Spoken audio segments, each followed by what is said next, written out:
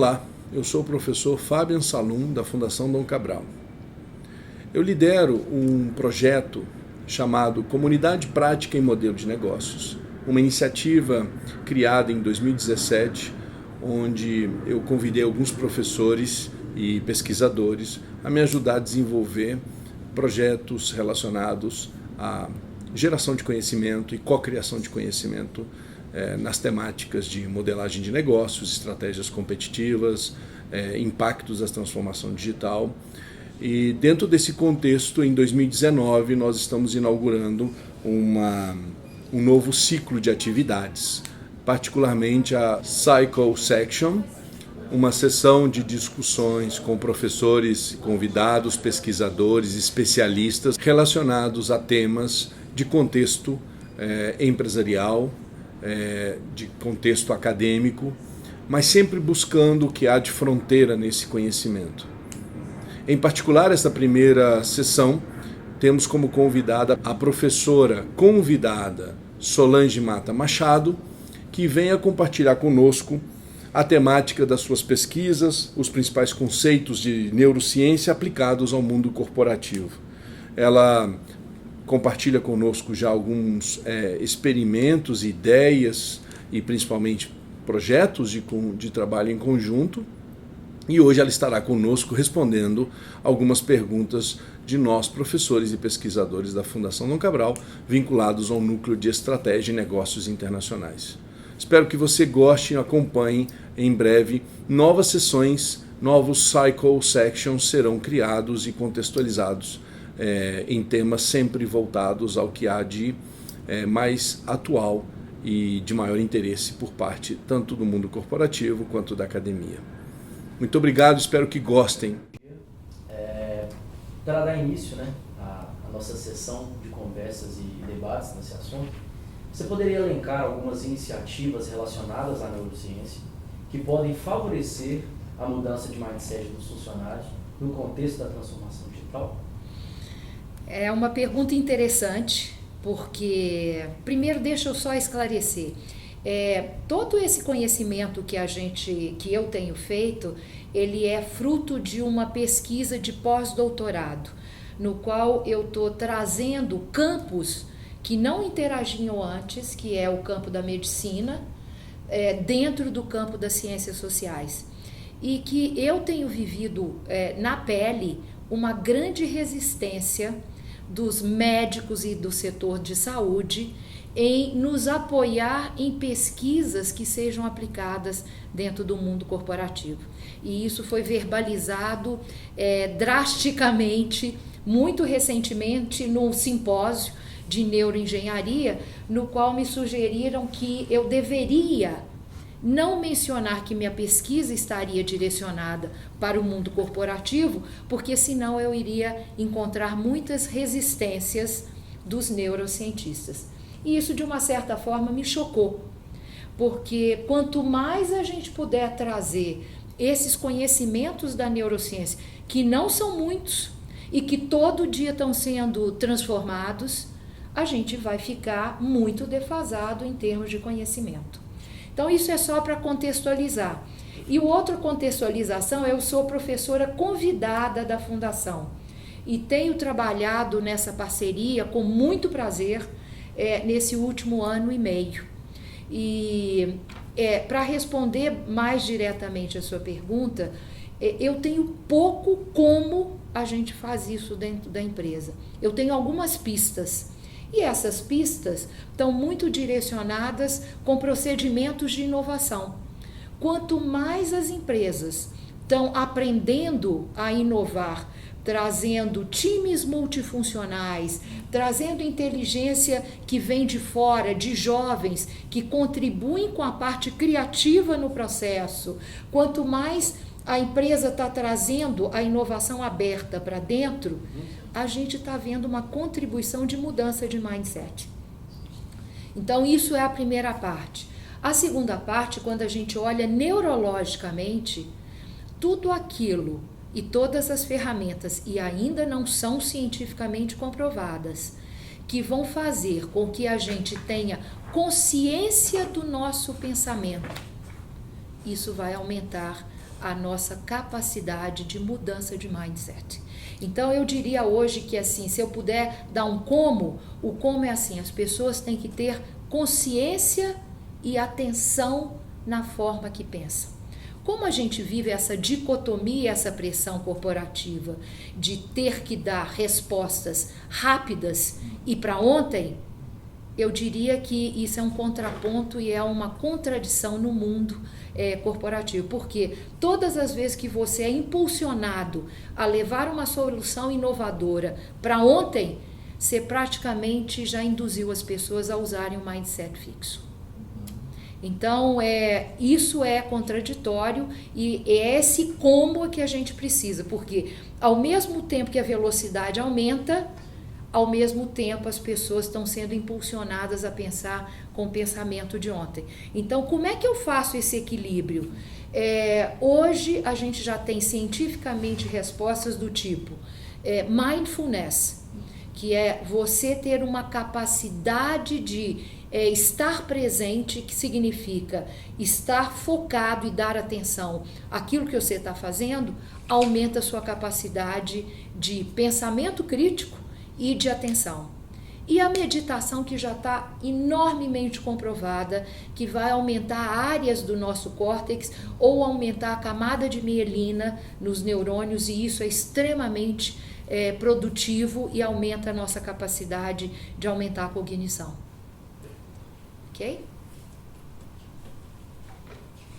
Professora, bom dia, muito obrigada por estar conosco nesse dia. A minha pergunta fala um pouco sobre suas experiências vividas, né, ao longo dos estudos sobre a neurociência com as empresas, e eu queria saber quais são os maiores desafios que você tem visto, né, observando as equipes, sobretudo em termos de gestão, o que tem sido um obstáculo para o desenvolvimento de novas tecnologias, o aporte de novas tecnologias nas empresas e para o engajamento dos funcionários, né? De que maneira esses desafios têm se apresentado nas empresas, na sua visão? Bom, obrigada pela pergunta, porque ela é extremamente desafiadora e sem respostas. De novo, o que a gente nota? O cérebro, ele sofre a influência do contexto. Então, a cultura organizacional, ela de uma certa forma vai moldar a cabeça dos seus colaboradores de intensidades diferentes. Então, nos últimos 30, 40 anos, a gente viu intensamente as empresas priorizando ações de produtividade, fazer cada vez melhor aquilo que eu já faço e sei. E isso é um grande reforço neurológico de mindset fixo. Ou seja, aprenda a fazer com excelência aquilo que você já faz, porque aí os meus resultados serão melhores. Quando a gente está vivendo num mundo de estabilidade, de linearidade, isso funciona muito bem. Mas na hora que a gente está entrando no mundo digital, no qual a incerteza está aumentando e o desconhecimento daquilo que está por vir é muito grande, esse tipo de pensamento não favorece a criação de soluções rápidas e aderentes ao mundo digital. E isso tem feito com que as empresas comecem a aumentar resistências para a adoção da digitalização dentro das organizações. Eu vou perder emprego, né? Então, quando você começa a sentir esta pressão, a primeira coisa que vem são os pensamentos referentes à resistência, à sobrevivência. E isso vai te remeter com muita intensidade a trabalhar com aquilo que você conhece e sabe e criar resistências para a adoção de novas tecnologias. Então, eu posso sumarizar o seguinte: as empresas reforçaram e treinaram e condicionaram os seus colaboradores a trabalharem com mindset fixo. E agora elas vão ter que rapidamente descondicionarem os seus colaboradores para que eles consigam trazer novas soluções ou transformarem estruturalmente a forma de trabalho. Porque a gente não muda o mindset da noite para o dia. Obrigada, professora. Pois bem, Solange, mais uma vez prazer ter você aqui conosco hoje. Eu tenho uma pergunta dupla, né? E eu vou te fazer correlacionada à pergunta da Dalila, de que forma você avalia a influência dos tipos de mindset que você acaba de comentar na capacidade criativa e na capacidade de inovação de uma organização? Como é que você avalia esses diferentes mindsets, né, nessas duas capacidades? Essa é a primeira pergunta. A segunda pergunta é como as empresas podem, então, alavancar essas capacidades utilizando os conceitos da neurociência. Ok? Bom, essa foi exatamente a minha pesquisa que nós conduzimos esse ano. A gente trouxe um construto de inovação que era exploit ou explore, o exploit relacionado com conhecimentos previamente existentes, né, e o explore com capacidades de transformar ou de criar coisas absolutamente novas. O que nós fizemos? Pegamos alunos de inteligência artificial, a gente testou o mindset deles, que é o estado mental naquele momento, e a gente pediu para que eles gerassem projetos que seriam avaliados dentro dessas duas possibilidades, o exploit ou explore. E a gente então trouxe para o mundo corporativo que o mindset fixo tem a maior propensão de gerar o incremental ou o exploit. E isso não não propicia sobrevivência de uma empresa no mundo VUCA. Porque a gente sim precisa, nessa questão da ambidestria, ter os dois. Sim. Então, o que nós notamos o mindset fixo vai dar propensão e probabilidade da criação de inovações, de melhorias ou incrementais. E o mindset crescimento, maior propensão da criação de novas inovações transformacionais ou disruptivas ou radicais, que é o que a gente está buscando como resposta para as incertezas do mundo VUCA. Essa é a primeira. Capacidades. Capacidade para você do mundo incremental já existem na companhia. Agora, capacidades para o mundo de mindset crescimento não estão necessariamente dentro da companhia. E aí a estratégia de inovação da companhia é que vai direcionar essa orientação.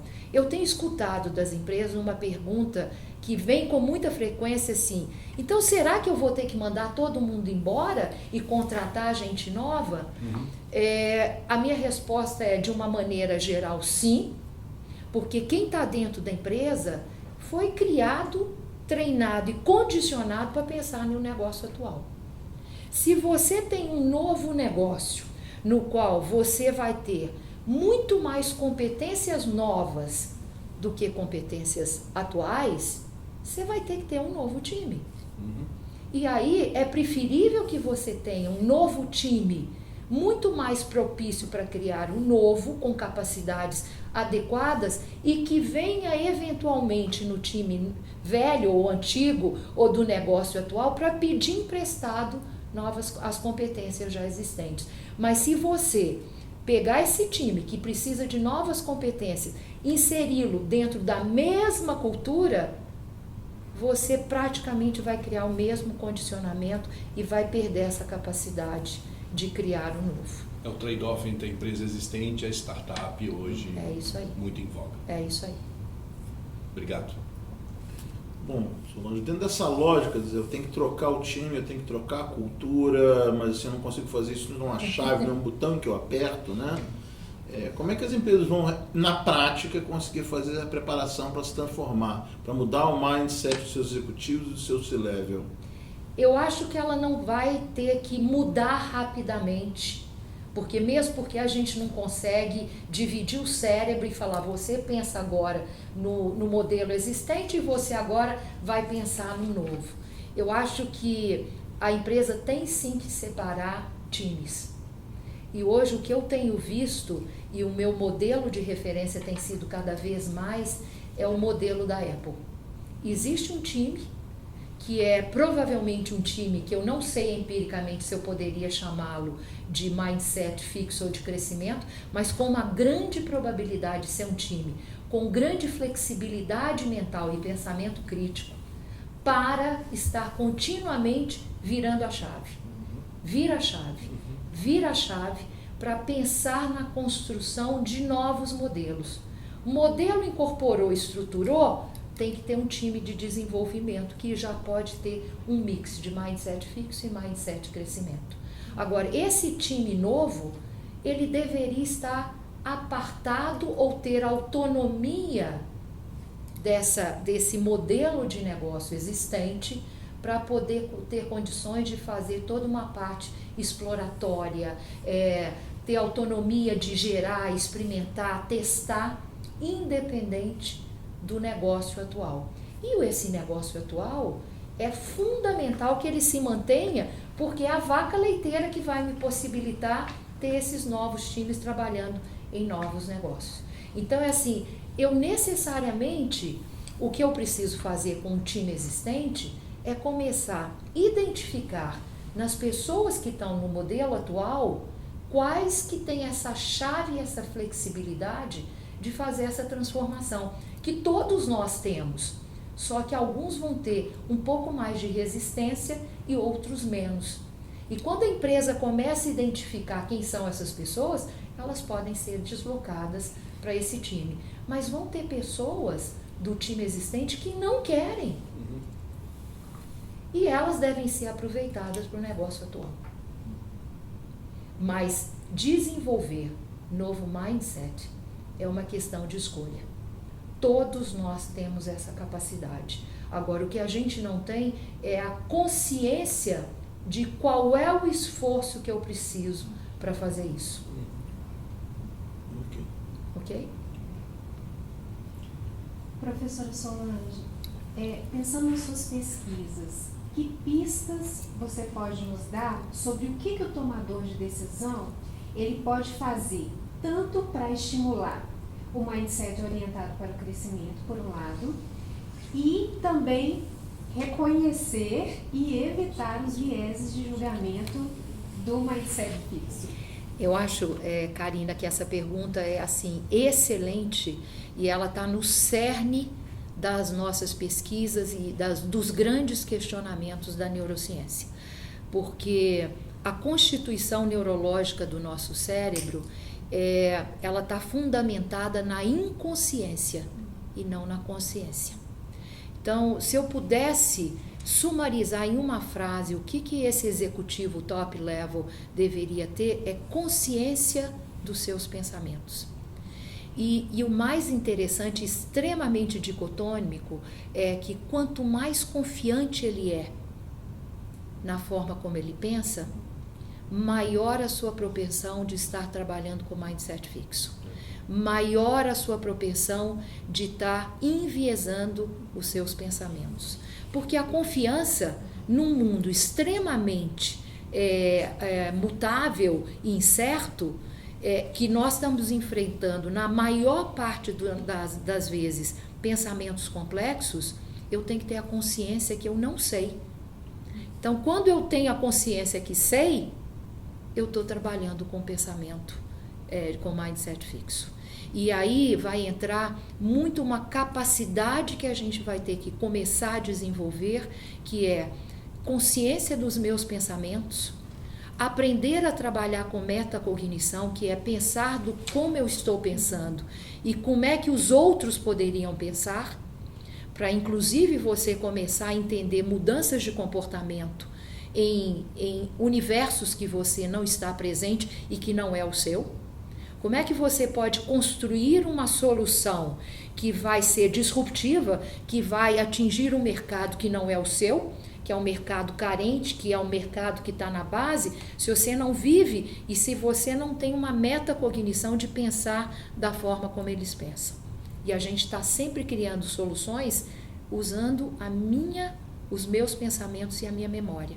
E isso é totalmente irrelevante e fora de contexto para você criar soluções duradouras, disruptivas para o mundo que a gente vive.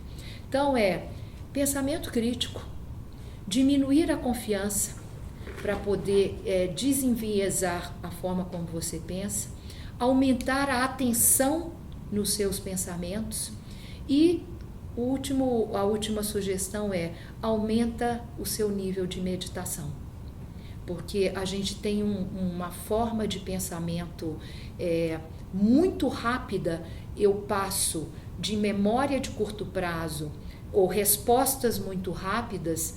Eu preciso ter um tempo maior de controle para não deixar que meu primitivo e límbico, que são memórias lineares, assumam as respostas em casos de emergência, em crises, que é praticamente o dia a dia de um executivo do C-Level. Doutora Solange, muito bom dia, é um prazer, uma honra estar conosco aqui. Dentro do nosso círculo de debate, sessão Talk e Session Cycle, um tema que está sobre as mesas dos executivos, e não só dos executivos, mas da sociedade, que é o uso responsável e ético da inteligência artificial e dos dados, né, das pessoas, né? No ambiente corporativo, falamos do dado dos consumidores, dos clientes.